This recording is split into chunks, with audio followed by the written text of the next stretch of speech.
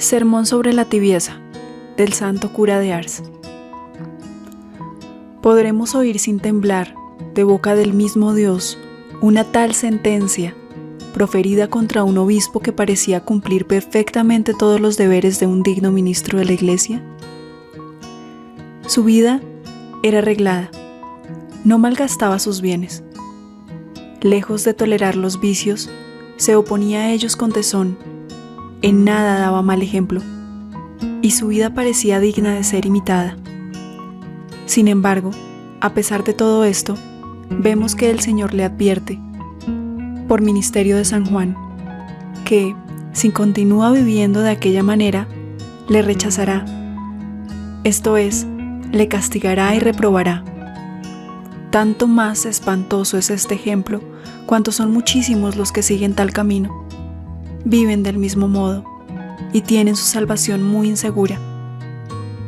Cuán grande es el número de que a los ojos del mundo no son tenidos por pecadores reprobados, ni pertenecen tampoco a los escogidos.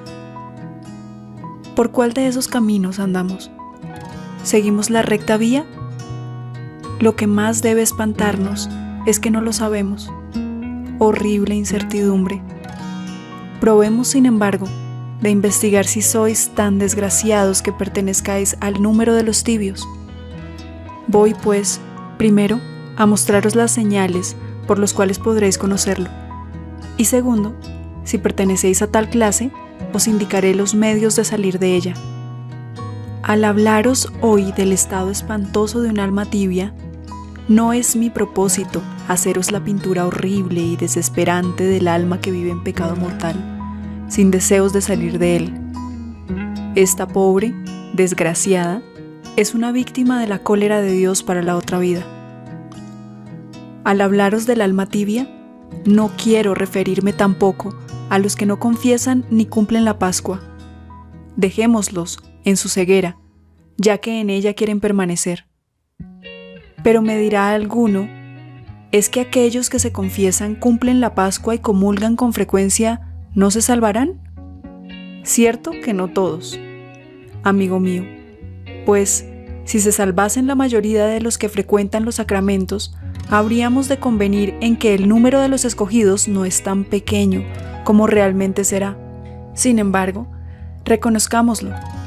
Cuantos tengan la dicha de llegar al cielo, serán escogidos entre los que frecuentan los sacramentos, mas nunca entre los que ni cumplen la Pascua ni se confiesan. Ah, me dirás entonces, si todos ellos no se confiesan ni cumplen la Pascua, se condenan. Grande será el número de los réprobos. Sí, no hay duda que será grande. Y por más que digas, si vives como pecador, serás también contado en ese número. Mas, ¿no te hace temblar tal pensamiento? Si no llegaste al último grado de endurecimiento, al pensar en esto deberías estremecerte. Dios mío, cuán desdichada la persona que ha perdido la fe. Lejos de aprovecharse de estas verdades, esos pobres ciegos se burlarán de ellas, y no obstante, digan lo que digan, pasará lo que yo os anuncio. Sin confesión ni cumplimiento pascual, no habrá cielo ni felicidad eterna. Dios mío, cuán horrible ceguera la del pecado. No entiendo tampoco por alma tibia la que quisiera pertenecer al mundo, sin dejar de ser de Dios, la que ahora veréis postrarse delante de Dios, su Salvador y Maestro, y más tarde la veréis postrarse ante el mundo, su ídolo. Pobre ciego, el que tiende una mano a Dios y otra al mundo, llamando a los dos en su auxilio, prometiendo a ambos su corazón. Ama a Dios, o a lo menos quiere amarlo, pero también quisiera al mundo. Cansado de esforzarse en ser de ambos, acaba finalmente entregándose exclusivamente al mundo. Vida extraordinaria la suya, la cual nos ofrece tan singular espectáculo que uno no llega a convencerse de que se trate de la vida de una misma persona. Voy a mostraros ese espectáculo de una manera tan clara que tal vez muchos de vosotros os tendréis por ofendidos, mas ella poco importa, Yo os diré siempre lo que debo. Digo que aquel que quiere ser del mundo, sin dejar de pertenecer a Dios, lleva una vida tan extraordinaria que las diferentes circunstancias que la rodean son difíciles de conciliar.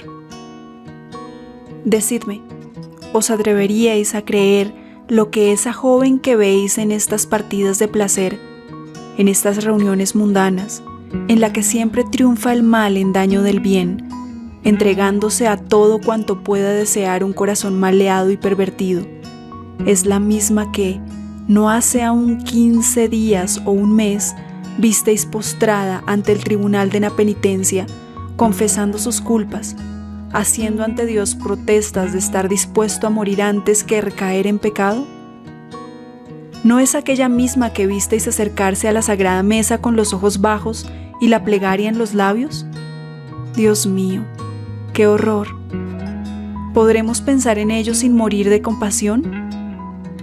¿Creeréis que aquella madre que, hará unas 3 semanas, enviaba a su hija a confesarse y muy razonablemente le recomendaba que considerase seriamente lo que iba a hacer, y al mismo tiempo le entregaba un rosario o un libro, hoy la instiga a ir a un baile? Decidme, ¿no es esa persona que esta mañana estaba en el templo cantando las alabanzas del Señor la misma que ahora emplea aquella misma lengua en cantar canciones infames y sostener las más torpes conversaciones? ¿No es este aquel dueño o padre de familia que no ha mucho estaba oyendo la Santa Misa con gran reverencia, cual si quisiese emplear muy santamente el domingo? El mismo que ahora está trabajando y haciendo trabajar a toda su dependencia. Dios mío, ¿cómo pondrá Dios todo esto en orden el día del juicio? ¡Ay! ¡Cuántos cristianos condenados! Y digo más, a aquel que quiere agradar al mundo y a Dios lleva una vida de las más desdichadas. Ahora vais a ver cómo. Ved aquí una persona que frecuenta los placeres o que ha contraído algún mal hábito, lo cual no ha de ser su temor mientras cumple sus deberes religiosos, es decir, mientras ora, se confiesa o comulga. ¿No quisiera ser vista de aquellos con quienes danzó, en cuya compañía pasó las noches en la taberna, y con los cuales se entregó a toda suerte de desórdenes? Ha llegado hasta engañar a su confesor, ocultándole lo peor de sus culpas, y de esta manera ha obtenido permiso para comulgar, o mejor, para cometer un horrendo sacrilegio. Su gusto sería comulgar antes o después de la Santa Misa, o sea, cuando en la iglesia no hay nadie. Aunque también le complace ser vista de las personas buenas, que ignoran su mala vida, y a las cuales espera hacer concebir ventajosa opinión de sí misma. Se avergonzaría de cumplir sus prácticas religiosas delante de los compañeros o compañeras de sus desórdenes. Es esto tan cierto que un día alguien llegó a pedirme que le diese la Sagrada Comunión en la sacristía para que no le viese nadie. ¿Podremos considerar sin estremecernos tal manera de proceder? Pienso que estáis deseando saber en qué consiste el estado de un alma tibia. Pues vedlo aquí. El alma tibia no está aún absolutamente muerta a los ojos de Dios, ya que no están enteramente extinguidos en ella la fe, la esperanza y la caridad, que constituyen su vida espiritual. Pero su fe es una fe sin celo, su esperanza una esperanza sin firmeza, y su caridad una caridad sin ardor. Voy ahora a pintaros el retrato de un cristiano fervoroso, esto es, de un cristiano que desea verdaderamente salvar su alma, en contraste con el de una persona que lleva una vida tibia en el servicio de Dios. Pongámosle uno al lado del otro, y podréis ver a cuál de los dos os asemejáis. El buen cristiano no se contenta con creer todas las verdades de nuestra santa religión, sino que además las ama, las medita, busca todos los medios para penetrarlas mejor, le gusta oír la palabra de Dios.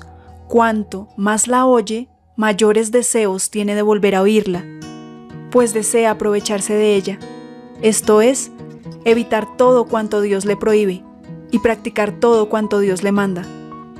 No solamente cree que Dios ve todas sus acciones y las juzgará a la hora de la muerte, sino que además tiembla cuantas veces le viene el pensamiento de que un día habrá de dar cuenta de toda su vida ante Dios. Y no se contenta con pensar y temer, sino que todos los días trabaja en enmendarse, todos los días inventa nuevas maneras de mortificarse, tiene en nada todo cuanto ha hecho hasta el presente. Se lamenta de haber perdido un tiempo precioso, durante el cual hubiera podido atesorar grandes riquezas para el cielo. Cuán diferente es el cristiano que vive en la tibieza. No deja de creer todas las verdades que la Iglesia enseña, mas de una manera tan débil que en ella casi no toma parte su corazón. No duda de que Dios le ve, de que está siempre en su santa presencia, pero a pesar de ese pensamiento, no es ni más bueno ni menos pecador. Cae en pecado con tanta facilidad cual si no creyese en nada. Está muy persuadido de que, mientras viva en tal estado, es enemigo de Dios, mas no por eso sale del mismo. Sabe que Jesucristo dio al sacramento de la penitencia el poder de perdonar nuestros pecados y de acrecentar nuestra virtud. Sabe que dicho sacramento nos concede gracias proporcionadas a las disposiciones con que nos acercamos a recibirlo, mas no importa. La misma negligencia, la misma tibieza en la práctica. Sabe que Jesucristo está real y verdaderamente en el sacramento de la Eucaristía, alimento absolutamente necesario para su alma. Sin embargo, mirad cuán poco desea recibirlo. Sus confesiones y comuniones no son frecuentes, solamente se determina con ocasión de alguna gran festividad, de un jubileo, de una misión, o bien va para no distinguirse de los demás, pero no para alimentar su pobre alma. No solamente no trabaja para merecer una tal dicha, sino que ni tan solo envidia la suerte de los que se acercan frecuentemente a gustar de sus dulzuras. Si le habláis de las cosas de Dios, os responderá con una indiferencia que muestra bien a las claras cuán insensible sea su alma a los bienes que nos puede proporcionar nuestra santa religión. Nada le conmueve. Escucha la palabra de Dios, es cierto, pero no es raro el caso en que se fastidie. La escucha con pena, por costumbre, cual una persona que cree saber ya bastante, y portarse lo suficientemente bien para no necesitar tales instrucciones. Las oraciones demasiado largas le molestan. Su espíritu está aún absorbido por las obras que acaba de ejecutar o por las que va a comenzar terminando la oración. Se fastidia tanto que su pobre alma parece estar en la agonía. Vive aún, pero ya no es capaz de hacer nada en orden al cielo. La esperanza del buen cristiano es firme. Su confianza en Dios es inquebrantable. Nunca pierde de vista los bienes y los males de la otra vida. Tiene siempre presente en su espíritu el recuerdo de los sufrimientos de Jesucristo. Su corazón casi no se ocupa de otra cosa. Unas veces piensa en el infierno para considerar la magnitud del castigo que el pecado merece y la desgracia de quien lo comete, lo cual le dispone a preferir la muerte que el pecado. Otras veces, para excitarse al amor de Dios y para sentir la grandeza de la dicha de quien ama más a Dios que a todas las cosas, fija su pensamiento en el cielo y se representa la magnitud del premio de quien lo deja todo por Dios. Entonces, solo desea a Dios, solo quiere a Dios. Nada valen para él los bienes de este mundo. Le gusta verlos despreciados y los desprecia a él mismo. Los placeres mundanos le causan horror. La muerte no le atemoriza, pues sabe muy bien que solo ella puede librarle de los males de esta vida y juntarle con Dios para siempre. Mas el alma tibia está muy alejada de tales sentimientos. Los bienes y los males de la otra vida casi no le interesan. Piensa en el cielo, es cierto, mas sin desear verdaderamente alcanzarlo. Sabe que el pecado le cierra las puertas de la celestial mansión. A pesar de esto, no procura corregirse, a lo menos de una manera eficaz. Por eso se la encuentra siempre ser la misma. El demonio la engaña haciéndola formar muchos propósitos de convertirse, de obrar mejor en adelante, de ser más mortificada, más reservada en sus palabras, más paciente en sus penas, más caritativa para con el prójimo. Pero nada de esto cambia sensiblemente su vida. Hace ya 20 años que se halla animada de buenos deseos, sin haber mejorado en nada sus costumbres.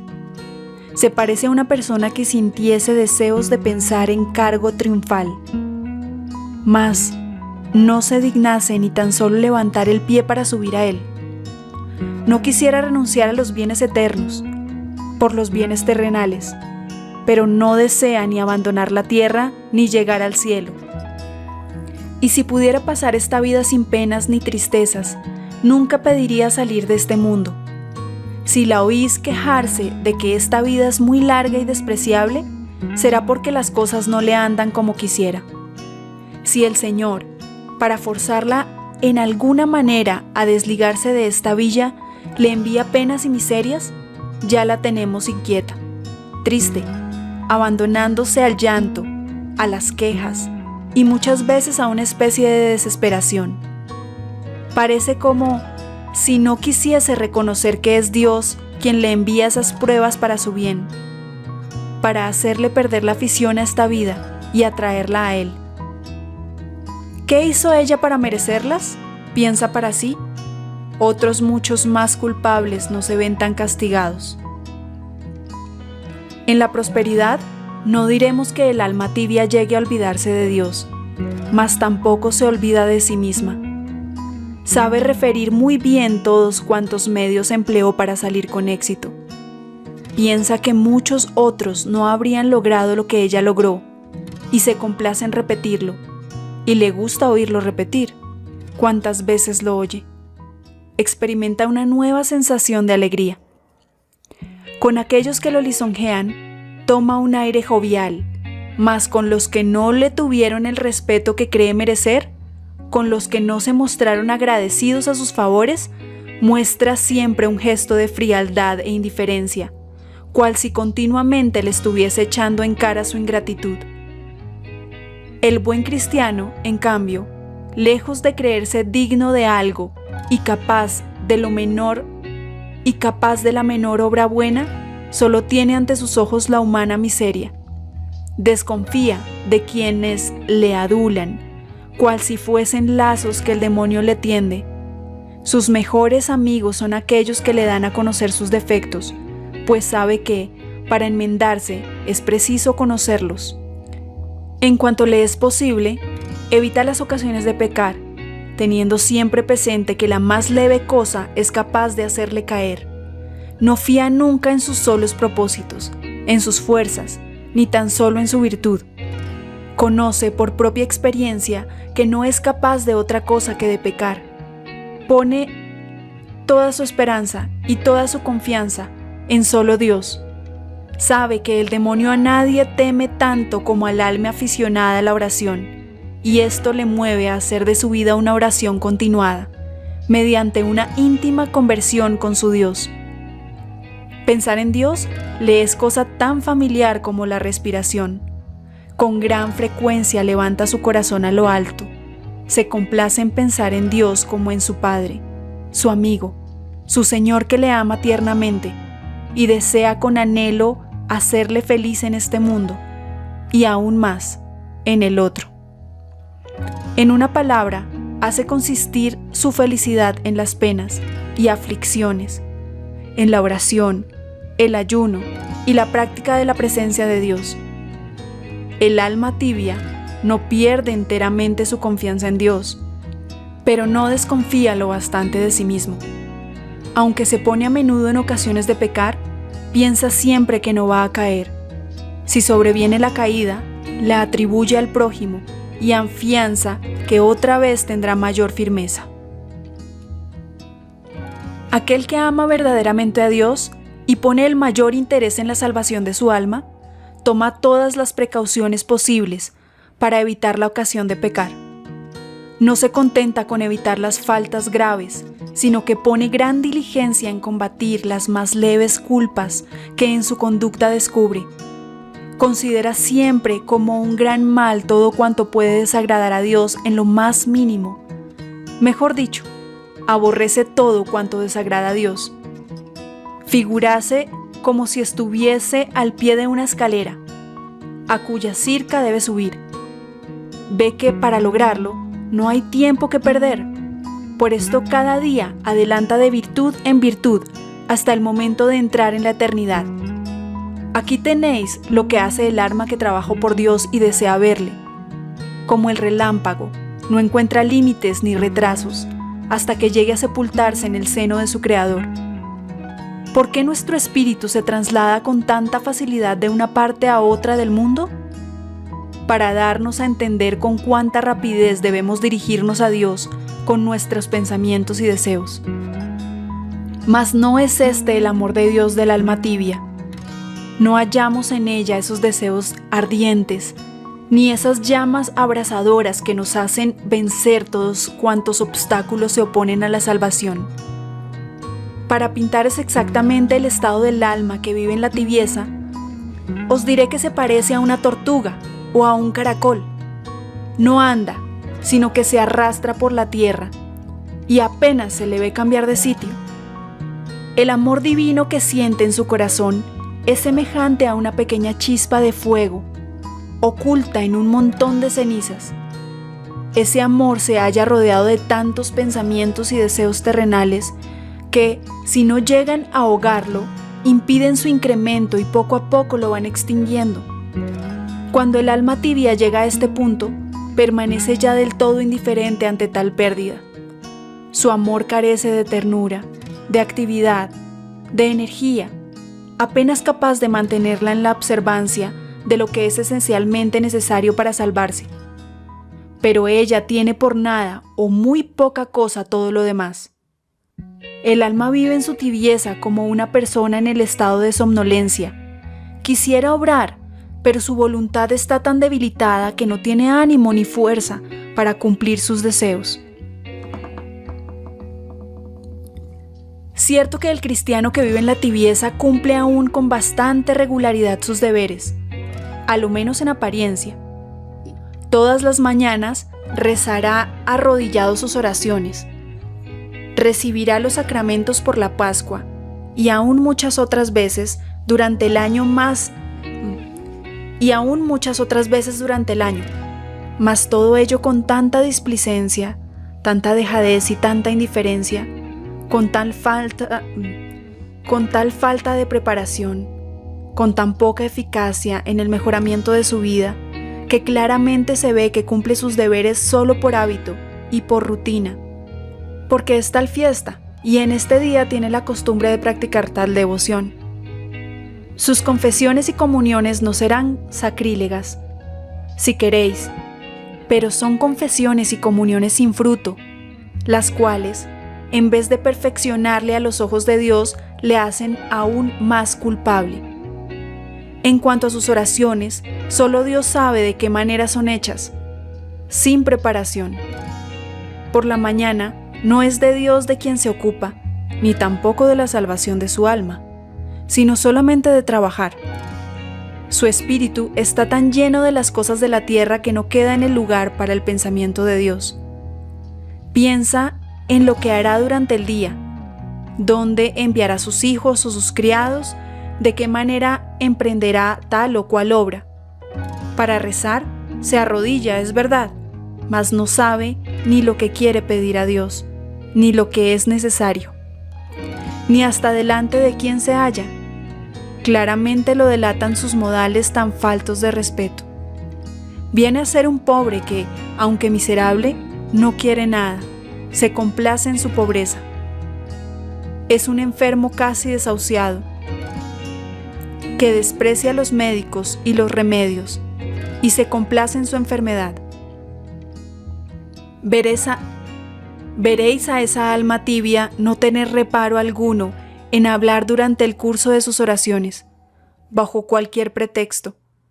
Cualquier cosa se las hace abandonar, si bien pensando que las continuará más tarde. ¿Quiere ofrecer a Dios el día, rezar y dar las gracias? Todo eso practica, es verdad, pero muchas veces sin saber ni atender a quien habla. Las distracciones en la oración no serán del todo voluntarias, ni queréis, preferiría no tenerlas, pero como para apartarlas debe hacerse cierta violencia, las deja ir y venir libremente. El alma tibia se confesará aún todos los meses y quizá más a menudo, pero ¿qué confesiones? Sin preparación, sin deseo de corregirse, y si los concibe, son ellos tan débiles que el primer soplo los echa por tierra. Sus confesiones no son más que una repetición de las pasadas, y aún gracias que no tenga nada que añadir.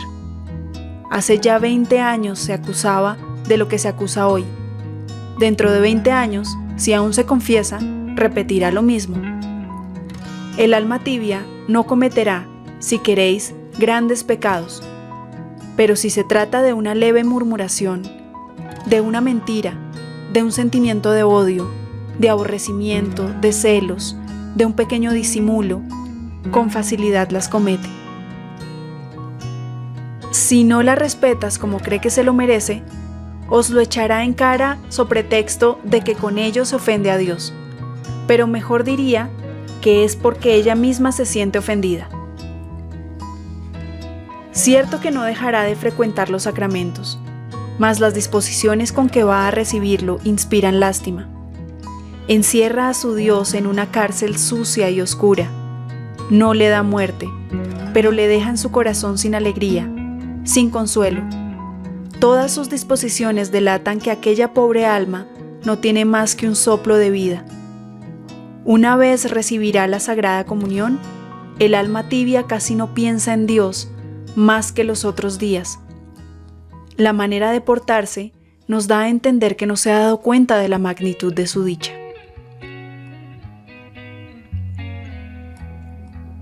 La persona tibia reflexiona muy poco sobre el estado de su alma y casi nunca vuelve la vista hacia el pasado.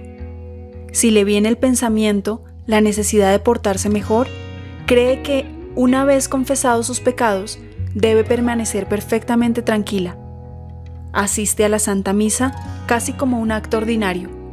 No considera seriamente la alteza de aquel misterio y no tiene inconveniente en conversar sobre cualquier cosa mientras se dirige al templo. Quizá ni se le ocurrirá nunca pensar que va a participar del más grande de los dones, que Dios, con ser Dios, pudo otorgarnos. Piensa ciertamente en las necesidades de su alma, pero con debilidad de espíritu. Muchas veces se presenta ante su Dios sin saber siquiera lo que ha de pedirle. Durante los oficios no quiere dormirse, es cierto, pero no se hace la menor violencia. Tampoco quisiera tener distracción durante la oración o la Santa Misa, mas como ello implicaría cierta lucha, las tolera con paciencia, aunque no las desee. Los días de ayuno casi no los distingue, pues o bien adelanta la hora de la comida, o bien hace una abundante colación, casi equivalente a una cena, alegando el pretexto de que el cielo no se alcanza con hambre. Al practicar algunas buenas obras, a menudo su intención no es del todo pura. Unas veces son para complacer a alguien, otras por compasión, otras hasta para agradar al mundo. Para los tales, todo cuanto no sea un grave pecado resulta ya aceptable. Les gusta hacer el bien, pero no quieren hallar dificultades al practicarlo. Hasta les gustaría visitar a los enfermos, pero sería preciso que los enfermos viniesen a ellos. Tienen medios de hacer limosna, conocen a las personas que están necesitadas, pero esperan a que se la vengan a pedir, en vez de anticiparse, con la cual sus obras serían doblemente meritorias. En una palabra, la persona que lleva una vida tibia no deja de practicar muchas buenas obras, de frecuentar los sacramentos, de asistir puntualmente a las funciones, mas en todos sus actos veréis una fe débil, lánguida, una esperanza que a la menor prueba se viene abajo, un amor de Dios y del prójimo sin ardor y sin gusto. Todo cuanto hace no resulta enteramente perdido, mas poco le falta para ello. Considerad ahora delante de Dios en qué lado os halláis, en el de los pecadores, que lo abandonaron ya todo, que no piensan ya en la salvación de su pobre alma, que se hunden en el pecado sin remordimiento alguno, en el lado de las almas justas, que solo ven y buscan a Dios, que se inclinan siempre a pensar mal de sí mismas y quedan enseguida convencidas cuando se les hace notar algún defecto suyo, que se creen siempre 1000 veces más miserable de lo que opinan los demás y tienen en nada todo cuanto hicieron hasta el presente? ¿O bien pertenecéis al número de aquellas almas perezosas, tibias e indiferentes, tal como acabamos de pintarlas? ¿Cuál es el camino por donde andáis? ¿Quién podrá estar seguro de que no es ni pecador ni tibio, sino de los escogidos? ¿Cuántos parecen buenos cristianos a los ojos del mundo, mas son tibios a los ojos de Dios, que lo ve todo y conoce nuestro interior? Pero me diréis, ¿de qué medios hemos de valernos para salir de tan miserable estado? Si deseas saberlo, espera un momento. Y ante todo, debo advertirte que el que vive en la tibieza, en cierto sentido, está más en peligro que aquel que vive en pecado mortal, y que las consecuencias de un tal estado son acaso más funestas. He aquí la prueba. El pecador que no cumple el precepto pascual, o que ha contraído hábitos malos o criminales, se lamenta, de vez en cuando, del estado en que vive, en el cual está resuelto a no morir. Desea salir del mismo y un día llegará a hacerlo. Mas el alma que vive en la tibieza no piensa en salir de ella, pues cree que está bien con Dios. ¿Qué habremos de concluir de esto? Míralo aquí. Esa alma tibia viene a ser un objeto insípido, insustancial, desagradable a los ojos de Dios, quien acaba por vomitarlo de su boca, o sea, acaba por maldecirlo y reprobarlo. Oh Dios mío, ¿a cuántas almas pierde ese estado? Si queréis hacer que un alma tibia salga de su estado, os contestará que no pretende ser santa, que, con tal de estar en el cielo, ya tiene bastante. No pretendes ser santo y no consideras que solo los santos llegan al cielo. O ser santo o réprobo, no hay término medio. ¿Queréis salir de la tibieza? Llegaos frecuentemente a las puertas de los abismos, en donde se oyen los gritos y los alaridos de los réprobos, y podréis formaros idea de los tormentos que experimentan por haber vivido tibiamente y con negligencia respecto al negocio de su salvación. Levanta tus pensamientos hacia el cielo y considera cuál sea la gloria de los santos por haber luchado y por haberse violentado mientras estaban en la tierra. Mira lo que hicieron para merecer el cielo.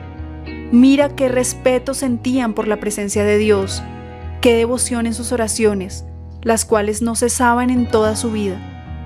Mira su valentía en combatir las tentaciones del demonio. Mira con qué gusto perdonaban y hasta favorecían a los que los perseguían, difamaban o les deseaban el mal. Mira su humildad, el desprecio de sí mismo, el gusto con que se veían despreciados y el terror con que miraban las alabanzas y la estimación del mundo. Mira con qué atención evitaban los más leves pecados y cuán copiosas lágrimas derramaban por sus culpas pasadas. Mira qué pureza de intención en todas sus buenas obras. No tenían otra mirada que Dios. Solo deseaban agradar a Dios. ¿Qué más te diré? Mira aquella muchedumbre de mártires que no pueden hartarse de sufrimientos, que suben a los cadalsos con mayor alegría que los reyes al trono. Terminemos. No hay estado más terrible que el de aquel persona que vive en la tibieza, pues antes se convertirá un gran número de pecadores que un tibio. Si nos hallamos en tal estado, Pidamos a Dios de todo corazón la gracia de salir de él, para emprender el camino que todos los santos siguieron, y así llegar a la felicidad de que ellos disfrutan.